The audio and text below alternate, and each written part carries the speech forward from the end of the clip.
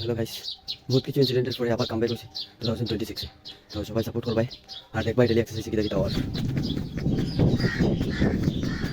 আর ভিডিওর মধ্যে একটু ক্লিয়ারিটি অন্য রানিংয়ের সময় থাকে না, স্টপ থাকে না, এই দেখো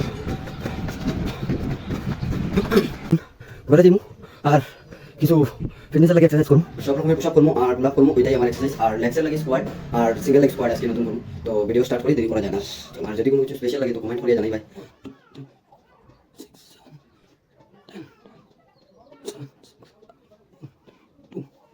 तो वीडियो में अगले बनाते लगे तो स्किप होता है वीडियो में थोड़े फ्लू